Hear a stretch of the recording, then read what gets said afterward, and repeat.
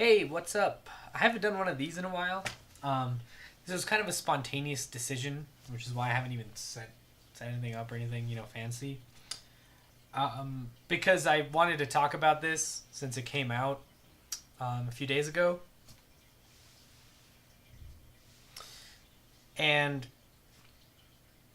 I have some things to say, but we're going to watch it this time too. And I'm going to say things while it's playing as well as, afterwards. Because I have only seen this once before this. So I want to make sure, I've got everything right. So let's jump into that.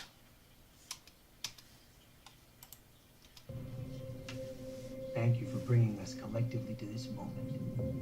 It is a moment that so many have dreamed of claiming. History.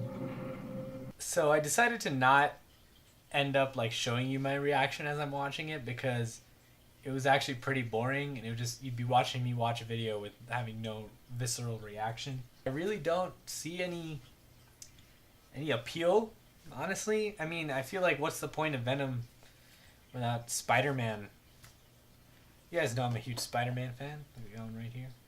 It seems like I know that Venom has done standalone stuff in the comics, and that's worked out to some degree, but it's not the same as changing the origin to not have Spider-Man. Like, why does he look like Spider-Man if he has nothing to do with it? Why does he have little webs basically? Because the whole point is that the symbiote adapted Spider-Man's abilities, so.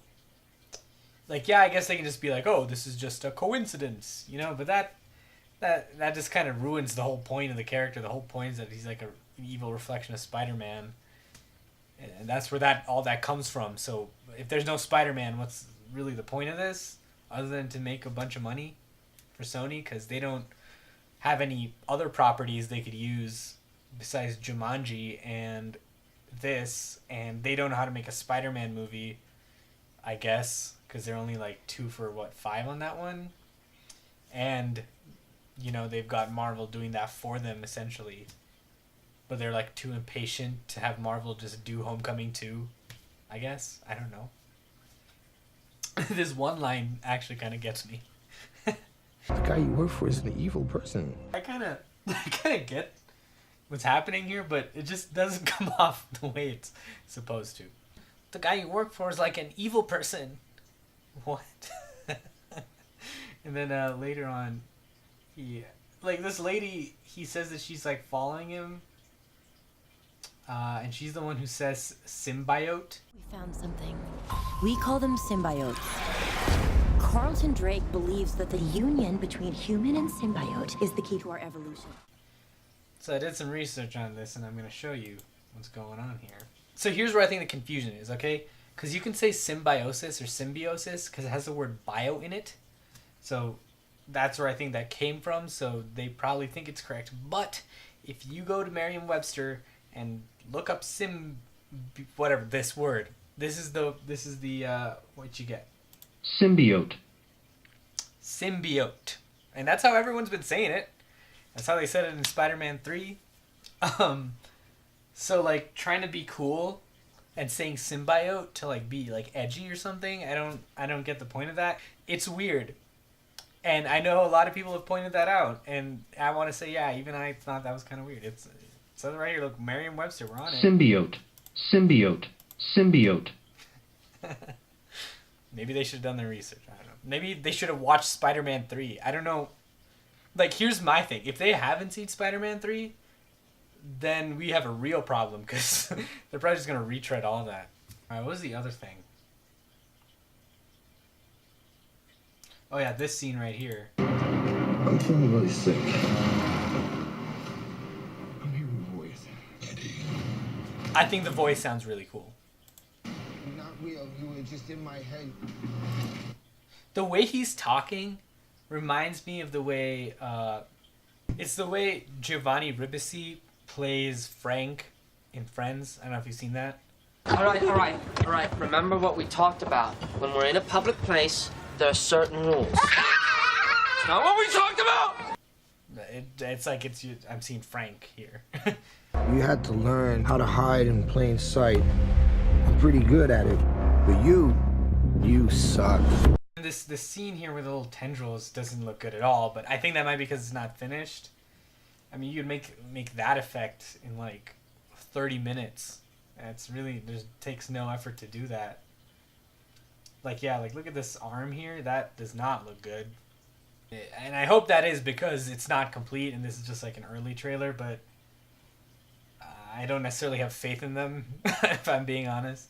It feels like all the action also is really like forced. Like it really doesn't seem like he's this natural occurrence of like the symbiote, you know, helping him out. It really, to me, just feels like it's like forced. It's like very visual effecty. Is the way I would put that. And then we get this little Venom reveal, and it's pretty cool, and there's some good things about it, but it doesn't really look that realistic. Personally, I would say this doesn't really look much worse or better than the Spider-Man 3 version. It's just a little different. Maybe the eyes are a bit cooler looking, but the Spider-Man 3 version has like this texture, which I think is cool. And it's weird that they still kept him kind of flat looking, because I feel like the whole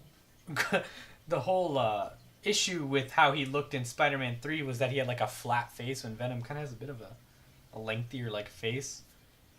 What I think looks coolest, this is a very me reference here, is the action figure for Venom from Spider-Man 3. I had that as a kid. That, I think, is like the coolest Venom design. I'm going to try to find a picture of it or something and put it up here. They got to make him look like that. If he has a flat face, I just don't think he looks that cool. Like the only reason this maybe even kind of looks better than Spider-Man 3 is just because of like time, but I would say I might even prefer the Spider-Man 3 version just because it has more like details to it. This is just like a goo, you know? And maybe that's because it's not done, but I really don't know. So basically, I bet you figured it out by now, but I really don't care about this. I do not have any faith in this. I'm not particularly excited. I'll go watch it. But yeah, I'm not necessarily, as a fan, I don't care. I would say maybe there's some bias there because I like Venom in Spider-Man, but I only like the first Venom's, like the first time Spider-Man and the first time Spider-Man encounters Venom to me is the only really interesting time, and then maybe some of the carnage and all that stuff maybe as it derives to other symbiotes. But as a villain, Venom's really not that good of a character. Like he's just it's not even a Jekyll and Hyde like a Hulk type of thing. It's sort of just, it's really dull. And you know, maybe there is something to work with there, but I don't think anyone really has worked with it. So I don't know how these guys are going to work with it. I mean, we're talking about like the writer of Kangaroo Jack and 50 Shades of Grey here. Those are the people who wrote the script. And I mean, I don't want to just dock them based on something they've done that's not very good. So I don't know if I'm fully behind the talent on this. I'm not like, oh yeah, for sure. Like it's sort of up in the air for me. The only real faith I have is Tom Hardy, because Tom Hardy hasn't really done anything really truly awful yet. But I do want to point out that he was going to be in Suicide Squad and couldn't because he had to do the Revenant overshot. So I wouldn't necessarily put it past him to do a bad comic book movie. It's something that he definitely could do.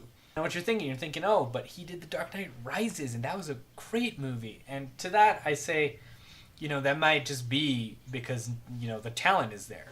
To me, I think a lot of times people even believe in what they're doing. I'm sure Tom Hardy really believes in this. I'm sure he believed in Suicide Squad. Actually, I know for a fact he did. He said that many times. But I think that a lot of times you got to get people who get what they're making.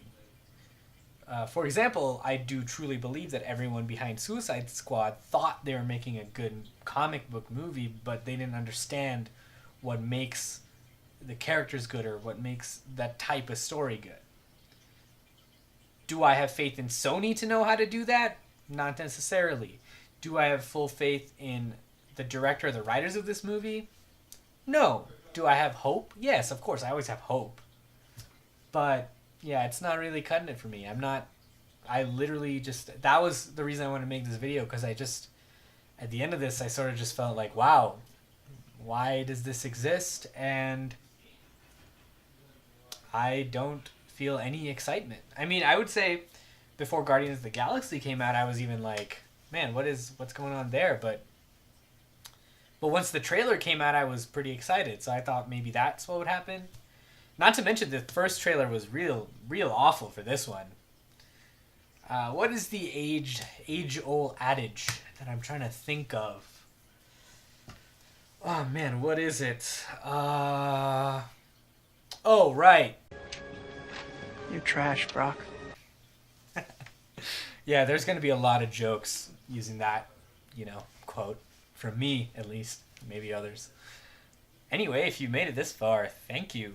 I really appreciate it. This is just like sort of a weird rant.